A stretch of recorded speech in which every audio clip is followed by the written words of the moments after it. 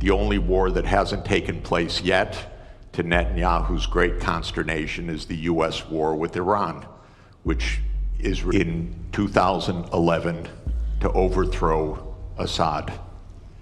Actually, that came from Jerusalem. This has been a desire of the Israeli government that stretches back more than 25 years. Netanyahu's idea is make the Middle East in Israel's image, overthrow every government that opposes Israel. He's had a friend in that, and that is the CIA. And I know, by the way, I know firsthand that in 2012, UN Secretary General Ban Ki-moon appointed former Secretary General Kofi Annan as special envoy to reach a peace in Syria. I loved Kofi Annan. I love Ban Ki-moon. I worked for both of them. Kofi Annan arranged a peace in 2012. He arranged a peace in Syria. You know why it didn't happen?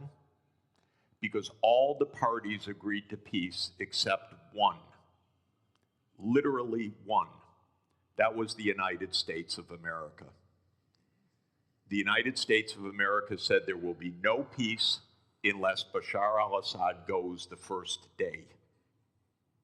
The other parties said, no, you can't just determine that. Maybe there'll be a process. Maybe there'll be elections agreed. Maybe there'll be a 2-year process, a 3-year process. The United States said, no, Assad must go the first day of any agreement or we block it. And so Kofi Annan stepped down from his position after having negotiated a peace arrangement, and we have had 500,000 people dead since then. We should not allow this kind of criminality to be normal. This region has been at war nonstop for 30 years. Actually, I would say for at least 57 years since the Six-Day War, because there has been no honest accounting of international law, no honest diplomacy. It's been militarization all the way through. And we could have peace immediately in this region. All that is required, in my view, is the United States change its veto of Palestine as the 194th UN member state, because on that basis, all the region would normalize relations and the wars all across this region would stop. But Israel has had control over US policy, and it says no. It wants greater Israel. It wants Israel in Syria. It wants Israel in Lebanon. It wants Israel in the West Bank. It wants Israel in East Jerusalem. It wants Israel in Gaza. And until that stops, we're not going to have peace. So is the US on the fence? Of course not. It's the major protagonist of this whole war and has been for the last 14 years. I am not discussing the agency of the Syrian people. I'm discussing the opposite. Do not be naive. Do not think that 600,000 people died because of Assad and the protesters. This was a war. Wars are expensive. They require billions of dollars. They require armaments. And I'm not talking about a conspiracy theory. I'm talking about a conspiracy. And you should know. Everybody go look up Operation Timber Sycamore. Understand what happened in your region. And if you think that calling in the CIA is going to do the bidding of agency in this region, you are sadly mistaken. This region has been manipulated by Britain, France, and the United States for 100 years since the Versailles Treaty. It will not have safety or peace until the United States is out of this region through manipulation and war. You all say, well, it's Israel doing this. It's the same thing I'm talking about. It's the same reason for Operation Timber Sycamore. It's not an independent fact. It's the reason why this happened. I'm the last to denigrate agency. I'm telling you exactly the opposite. If you think your big friend, the United States, is going to do your bidding and help you get your way, empires divide to rule. They are not doing the bidding of Turkey or Syria or Lebanon or anybody else in this region. And if this is, yes, you want to balance Persia or Iran, you call in the United States to do that, and you think this is going to work out well? It's not going to work out well. This region has three major powers: the Arab world, the Turkish world, and the Persian world. It's been more than 1,000 years this way. I said to Iranian diplomats that Iran has been 5,000 years. I was corrected, 7,000 years. It's a long story. You don't need the United States to pull the chestnuts out of the fire. And don't believe that this happened because of agency of the Syrian people. I'm sorry, I'm not denigrating the Syrian people, just the opposite. I know what happened. I know what my country does. I suspect most of you do too. And it should not be ignored, because the wars are going to continue until we have real agency, not pseudo-agency. And by the way, there is no international community. We're trying to make one, but it doesn't exist right now. That's the tragedy in this world. There is no community. There are interests. There are militaries. There are regime change operations. This is not community. We need real community. And by the way, I give every day my volunteer time to the UN for 25 years because I believe in it. It's my life commitment. So I believe in community. I also happen to know that the United States blocked the agreement in 2012. I'm sorry, I won't elaborate. But the United States blocked it, and I know it. Well, I know it too, Joe. I know, okay. But I think it's important for us to understand where this entire war came from. It did not come from Bashar al-Assad. It came from Washington.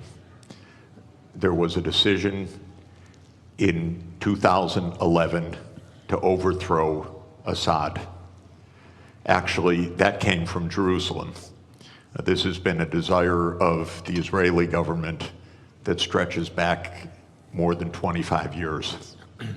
Netanyahu's idea is make the Middle East in Israel's image, overthrow every government that opposes Israel. He's had a friend in that, and that is the CIA and the United States government. So this war in Syria did not come from Assad's repression. It did not come from Assad's dictatorship. This war came from a presidential order by Obama to overthrow Assad, starting in the spring of 2011. We have a name for this program. It was Operation Timber Sycamore. The United States, together with other countries in this region, trained fighters, especially jihadists, including the ones that just took power, to overthrow the regime. This created chaos. 600,000 dead in Syria in a war that has gone on for 14 years. The outcome of this war is what the CIA wanted back in 2011, which is that a jihad group would take power in Syria after being armed by the United States. the reason I want to be clear about this is that we will not have peace in this region until we have public diplomacy that is based on real diplomacy, not on CIA operations. And we will not have peace until Israel stops its militarization of the entire Middle East. Because the Syrian war is just one of 6 wars that Israel has promoted, including in Lebanon, Iraq, Syria, Libya, Somalia, and Sudan. We had the list, actually, from Wesley Clark back in 2001, when he was handed a paper in the Pentagon that the goal was 7 wars in 5 years. The only war that hasn't taken place yet, to Netanyahu's great consternation, is the US war with Iran, which Israel is still trying to instigate to this very day. So the Syrian war is part of a regional tragedy. We have tragedy in Gaza, the West Bank, Lebanon, Syria, Iraq, Sudan, South Sudan, and Libya that I put at the hands of the United States government and its ally Israel, because none of these wars had to happen. These were all wars of choice. They were all wars that came from the idea of regime change operations, that the United States would determine which regimes operate in which countries. We'll never have peace in this region if outside imperial powers like the United States are dictating the terms to this region. The only way to have peace in this region is if this region is determining its own future, not outside powers. And Israel could never do these wars on its own. These are American wars. America provides the financing, it provides the military backup, it provides the naval support, it provides the intelligence operations, it provides the munitions. Israel couldn't fight for 1 day without the United States backing. Israel could not be committing a genocide in Gaza without the United States' full operational complicity. I don't mean political complicity, I mean direct, daily operational complicity. This has to end. This region has been divided for 100 years, first by the British Empire and then by the American Empire. And this is going on until today. We have a genocide going on right next door. Till today, till this morning. People being wantonly killed, brazenly killed, because the United States is providing the means for this. So this is what's happening in Syria. Is the US on the fence? Hardly. It's the major actor.